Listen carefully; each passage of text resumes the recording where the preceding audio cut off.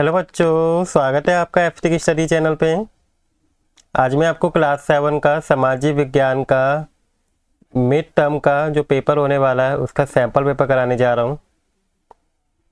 तो आइए हम शुरू करते हैं और देखते हैं कि आपका पेपर जो होने वाला है वो किस टाइप का आने वाला है। बच्चों, आपका पेपर 60 मार्क्स का आएगा। ठीक है, आपके पेपर में टोटल 6 खंड होंगी। खंड का, खा, गा, घा, ण और चे। ठीक है, टोटल प्रश्न आपके 14 आने वाले हैं। ठीक है, सभी प्रश्न आपको करने होंगे। खंड का में आपके बच्चों 1 से मतलब क्वेश्चन नंबर 1 के सब पार्ट्स दे रखे होंगे 1 से 15। 1 नंबर के क्वेश्चन होंगे एमसीक्यू टाइप के। खंड खा में आपके प्रश्न संख्या 2 से 5 तक होंगे, शॉर्ट क्वेश्चन जो 2 मार्क्स के होंगे और उनके आंसर आपको 20 शब्दों से अधिक नहीं देने होंगे। ठीक है, खंड गा आपका प्रश्न नंबर 6 से 7 तक थोड़े लॉन्ग क्वेश्चन होंगे 3 मार्क्स के, जिसके आपको आंसर 40 शब्दों से अधिक नहीं देना। खंड गा के आके प्रश्न संख्या 8 से 9 तक ये लॉन्ग क्वेश्चन होंगे 5 मार्क्स के, जिनके आंसर आपको 80 शब्दों से अधिक में नहीं देना होगा। एंड खंड में आपके 10 से 13 तक केस आधारित प्रश्न होंगे। ठीक है, जो 4 मार्क्स के होंगे और प्रत्येक प्रश्न में 3 क्वेश्चन दिए होंगे। ठीक है, एक पैसेज दिया जाएगा, उसके 3 क्वेश्चन होंगे, इसमें से पूछे जाएंगे। इसके बाद बच्चों खंड 6 आपके प्रश्न संख्या 14 है, जो आपका मानचित्र आधारित पे प्रश्न होंगे और इस क्वेश्चन की जगह डिस्ट्रिक्ट वाले बच्चों को क्वेश्चन दिया जाएगा। ठीक है, अलग से मानचित्र वाले क्वेश्चन की जगह। तो आइए देखते हैं खंड का। खंड का में बहुविकल्पीय क्वेश्चन है आपके एमसीक्यू टाइप के। तो बच्चों, इसमें फर्स्ट क्वेश्चन आपसे पूछा गया है कि निम्नलिखित में से कौन सा प्राकृतिक पारितंत्र नहीं है। बच्चों, इस पर ज़्यादा ध्यान देना है। क्या लिखा हुआ है? नहीं है। तो देखिए, प्राकृतिक पारितंत्र क्या है? पहाड़ भी है, समुद्र भी है और वन भी है। कौन सा नहीं है? सड़क है, क्योंकि मनुष्य के द्वारा बनाई जाती है, ये प्रकृति से नहीं बनी है। नेक्स्ट है बच्चों, सही मिलान की पहचान कीजिए। देखिए, विश्व पर्यावरण दिवस कब मनाया जाता है? आपको 5 जून को मनाया जाता है। ठीक है, थर्ड क्वेश्चन है बच्चों, पृथ्वी की सबसे आंतरिक परत क्या कहलाती है? जो सबसे अंदर होती है उस परत को बच्चों हम क्या कहते हैं? क्रोड कहते हैं। फोर्थ क्वेश्चन बच्चों आपका कि निम्नलिखित में से कौन सा शेल के प्रकार है? देखिए, अपसादी शेल, काइंट्रिक शेल या आग्नेय। तो बच्चों, आपकी जो शेल है वो कौन कौन सी? काइंट्रिक और आग्नेय शेल है, अपसादी शेल नहीं है। ठीक है, नेक्स्ट फिफ्थ है बच्चों, निम्नलिखित में से कौन सी भूकंपीय तरंग नहीं है? तो भूकंपीय तरंग कौन सी नहीं है आपकी? डी, वाई तरंग जो होती है आपकी भूकंपीय तरंग नहीं है। सिक्स क्वेश्चन बच्चों आपका कि निम्नलिखित में से कौन सी गैस हमें सूर्य के हानिकारक किरणों से बचाती है? देखिए, सूरज क्या करते हैं? हानिकारक किरणें छोड़ती हैं और पृथ्वी ऊपर क्या है बच्चों? एक ओजोन गैस है जो क्या करती है? इसको नीचे आने से रोकती है। तो कौन सी गैस है बच्चों? Ozone gas. नेक्स्ट बच्चों 7 क्वेश्चन कि अमेरिका में नागरिक अधिकार आंदोलन कब शुरू किया गया था? 1964 था। 8 क्वेश्चन है, निम्नलिखित में से राज्यपाल की नियुक्ति कौन करता है? तो राज्यपाल की नियुक्ति कौन करती है बच्चों? केंद्र की सरकार है जो राज्यपाल की नियुक्ति करती है। 9 क्वेश्चन है, आपको क्या है बच्चों? कथन दिए हुए हैं, इसको पढ़ के बताना है कि सही है या गलत है। जैसे फर्स्ट कथन में लिखा है कि भारतीय संविधान सभी नागरिकों को समानता का अधिकार प्रदान करता है, बिल्कुल सही है बच्चों ये। नेक्स्ट है बच्चों, भारतीय संविधान के अनुच्छेद 15 के तहत आज परीक्षा को समाप्त कर दिया गया, ये आपका अनुच्छेद गलत लिखा हुआ है।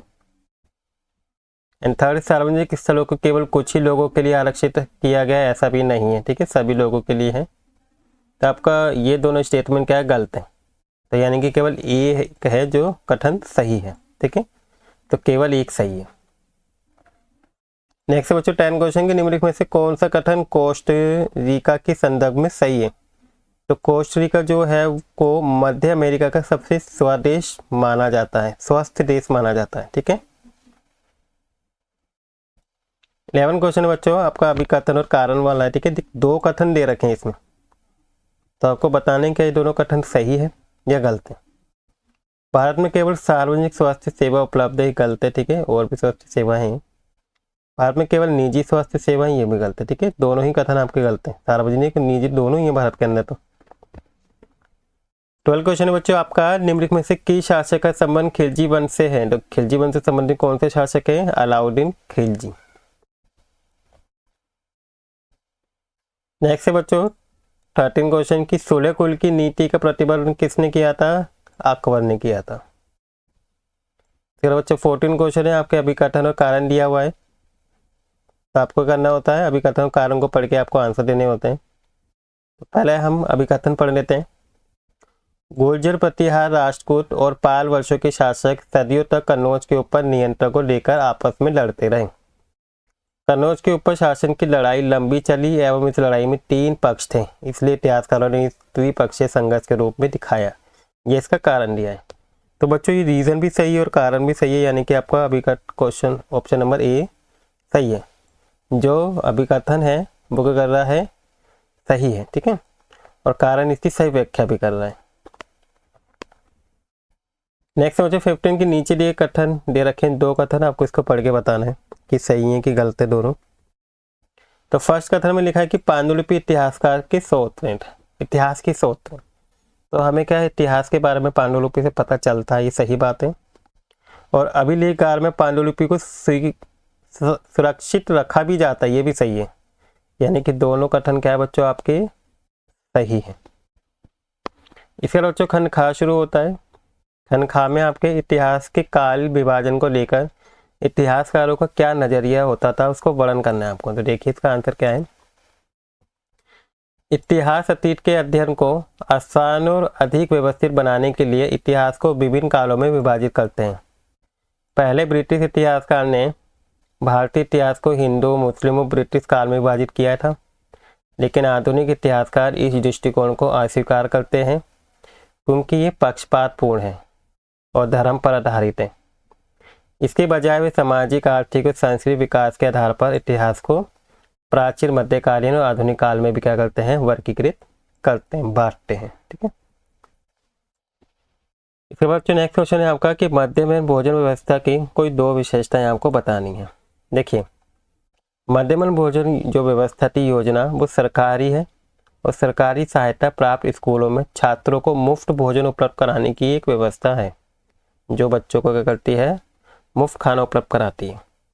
और ये स्कूल में उपस्थिति को बढ़ाने के लिए, ताकि ज़्यादा से ज़्यादा बच्चे आएँ और गरीब परिवारों के बच्चों के पोषण में सुधार करने में भी क्या करती है? ये व्यवस्था मदद करती है। ठीक है, नेक्स्ट बच्चों आपका बी पार्ट सी का, इन दोनों में से आपको कोई एक करना होगा। ठीक है, तो दूसरा इसका ऑप्शन में दिया हुआ है कि भारतीय संविधान समानता को किस प्रकार सुनिश्चित करता है। तो देखिए जो समानता का अधिकार है अनुच्छेद 14 से 18 तक लिखा हुआ है, सभी नागरिक जितने भी हैं भारत के अंदर उनको समान अधिकार और अवसरों की गारंटी देता है कि सबको समान अधिकार हैं और सबको समान मौके मिलेंगे। सेकंड बच्चों जो अस्पृश्यता फैल रही है, छुआछूत, उसका उन्मूलन करता है। ठीक है, उसकी अवहेलना करता है अनुच्छेद 17 के तहत। और धर्म, जाति, लिंग या जन्म स्थान के आधार पर क्या करता है? इस भेदभाव को भी अस्वीकार करता है। ठीक है, नेक्स्ट बच्चों 4 की स्वास्थ्य सेवा के महत्व का विश्लेषण कीजिए। देखिए तो इसका आंसर है बच्चों की अच्छी स्वास्थ्य सेवाएं लोगों को स्वास्थ्य उत्पादक बने रहने, ठीक है, लोगों को स्वस्थ बने रहने में, उत्पादक बने रहने और जीवन स्तर को बेहतर बनाने में हेल्प करता है। और ये मृत्यु दर को भी क्या करता है? कम करता है। बीमारियों को जल्द पता लगाने और इलाज करने में भी ये मदद करता है। नेक्स्ट है बच्चों सार्वजनिक स्वास्थ्य सेवा एक निजी स्वास्थ्य सेवा के मध्य अंतर बतानी है। ठीक है, देखिए जो सार्वजनिक स्वास्थ्य सेवा है वो सरकार के द्वारा चलती है, सभी को मुफ्त या कम लागत वाला इलाज प्रदान करती है। लेकिन जो बच्चों निजी स्वास्थ्य सेवा है वो लाभ के लिए व्यक्ति या कंपनी के द्वारा चलाया जाता है इसे, और आमतौर पर इलाज के लिए अधिकतम उच्च पैसे भी देने पड़ते हैं। तो देखिए सरकारी और ये गवर्नमेंट है। नेक्स्ट बच्चों 5th की वस्तु विनिमय प्रणाली का विश्लेषण कीजिए। तो देखिए बच्चों वस्तु विनिमय प्रणाली होती क्या है? वस्तु विनिमय प्रणाली है कि एक प्राचीन विधि है ये, जिसमें वस्तुओं सेवाओं का व्यापार बिना मुद्रा के होता था, बिना पैसों के व्यापार करते रहे। जैसे मान लो एक व्यक्ति है, उसको क्या है गेहूं की जरूरत है, और दूसरा व्यक्ति है उसे क्या है, चीनी की ज़रूरत है। तो इसे गेहूं की ज़रूरत है, ठीक है, इसे चीनी की। तो ये क्या करेगा, इसके पास लेकिन गेहूं है और इसके पास चीनी, तो ये दोनों क्या करेंगे, एक दूसरे से अपनी वस्तु को एक्सचेंज कर लेंगे। इसे चीनी ले लेगा और इससे गेहूं ले लेगा। तो इसी सिस्टम को बच्चों का कहते हैं वस्तु विनिमय प्रणाली कहते हैं, ठीक है। इसमें किसी भी पैसे का यानी कि मुद्रा का कोई लेन देन नहीं हुआ, सीधा वस्तु के बदले वस्तु का लेन देन होता है। तो इसे हम वस्तु विनिमय प्रणाली कहते हैं। इसमें समस्या को सामना करना पड़ता है। क्यों बच्चों, क्योंकि मान लो एक व्यक्ति है जिसे मान लो आपको चावल की ज़रूरत है, तो उसे एक ऐसे व्यक्ति को ढूंढना पड़ेगा जिसके पास चावल है, ठीक है, और इसके पास मान लो क्या रखा हुआ, गेहूं रखा हुआ है। चावल की जरूरत है, गेहूं है इसके पास, तो प्लस इसे ये तो ढूंढना पड़ेगा कि किसके पास चावल है, प्लस इसे ये भी देखना होगा कि उसे गेहूं की ज़रूरत है या हो, क्योंकि अगर उसे गेहूं की ज़रूरत होगा तभी इन दोनों में लेन देन हो पाएगा। क्योंकि मूल्य का कोई सामान्य माप नहीं होता, दोनों पक्षों को एक दूसरे की वस्तुओं की आवश्यकता होती है। इच्छाओं का दोहरा संयोग बोलते हैं इसे, ठीक है। इसे विनिमय के माध्यम के रूप में मुद्रा का आविष्कार किया गया, इसलिए मुद्रा या पैसे का आविष्कार हुआ। नेक्स्ट है बच्चों खनगा। खनगा में आपके 3 मार्क्स के क्वेश्चन दिए हुए हैं, इसमें आपके 2 मार्क्स के क्वेश्चन थे सभी। तो देखिए इसमें 6 का एक क्वेश्चन दिया है कि नदियों के 3 कार्य बताइए। तो देखिए नदी क्या है, पहला जल स्रोत का काम करता है, यानी कि पानी को उपलब्ध कराता है। नदियाँ पीने के पानी, सिंचाई, औद्योगिक उपयोग के लिए ताज़ा पानी उपलब्ध कराती है। सेकंड, उपजाऊ मिट्टी। नदियाँ अपने किनारे पर जलोढ़ मिट्टी को इकट्ठा करती हैं, जिससे भूमि क्या होती है, कृषि के लिए उपजाऊ बनती है, ठीक है, उपजाऊ मिट्टी उपलब्ध कराती है नदी।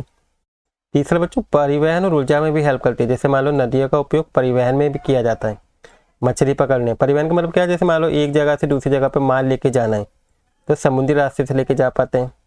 मछली पकड़ने का भी काम होता है यहाँ पे, और बिजली बनाने का भी नदियों का काम होता है, ठीक है, नदियों के पानी से बिजली भी बनाई जाती है, ठीक है। तो ये 3 कार्य हैं इसके, वेरी इंपॉर्टेंट है बच्चों ये आपका। इसके बाद बी है हिमनद के कोई 3 कार्य बताइए इसकी चॉइस में आपको। तो देखिए पहला है अपरदन। हिमनद अपनी गति से चट्टान और घाटियों का अपरदन करता है, ठीक है, इससे भूमि का आकार क्या होता है, बन जाता है। सेकंड परिवहन, ये चट्टानों, मिट्टी और मलबे को एक स्थान से दूसरे स्थान पर ले जाने का भी काम करता है। थर्ड है बच्चों निक्षेपण।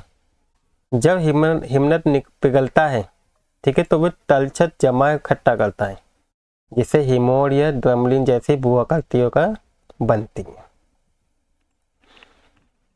इसके बाद बच्चों क्वेश्चन नंबर 7 है यदि 1920 के दशक में आपका जन्म समावर द्वीप पे हुआ होता तो आप किस प्रकार की भूमिकाओं की उपेक्षा करते, क्या उम्मीद रखते, आपको बताना है अपने शब्दों में। तो देखिए इसका आंसर है कि 1920 के दशक में समाओं में लड़कों लड़कियों की भूमिका अलग अलग थी। उस टाइम पे लड़कियां घरेलू कामों में मदद करती थी, छोटे बच्चों की देखभाल करती थी और पारंपरिक रीति रिवाज सीखती थी। और लड़कों से उम्मीद की जाती थी कि वो मछली पकड़े, खेती करें, बाहरी काम करें, जिससे वह वयस्क जिम्मेदार के लिए तैयार हो जाए। नेक्स्ट है बच्चों घरेलू कार्य का क्या महत्व है, इसको बताइए। तो देखिए इसकी चॉइस में लिखा हुआ है उसे घरेलू काम का महत्व बताना है। खाना पकाना, सफाई करना, बच्चों की देखभाल करना जैसे घरेलू काम परिवार की भलाई के लिए जरूरी है। ये सुनिश्चित करता है कि परिवार के सदस्य की देखभाल हो और उनके जीवन क्या है सुचारू रूप से चले। यानी यद्यपि अक्सर इसका भुगतान नहीं किया जाता है, इसे कम आंका जाता है, फिर ये अर्थव्यवस्था और सामाजिक स्थिति में भी बहुत योगदान देता है। ठीक है बच्चों, इसके बाद आपका खंडगाह आता है। तो बच्चों इस खंडगाह को बाकी के जो 3 खंड है अणे को, चे को, आपको मैं नेक्स्ट पार्ट में कराऊंगा। आई होप आज के जो 3 सेक्शन मैंने कराए हैं खंड का, खा, गा, आपको अच्छे समझ में आ गए होंगे और आपको वीडियो भी अच्छी लगी बच्चों। अगर वीडियो अच्छी लगी तो प्लीज़ वीडियो को लाइक कर दीजिएगा, और इस चैनल पर नए हैं तो बच्चों प्लीज़ चैनल को सब्सक्राइब भी कर दीजिएगा। Thank you for watching video.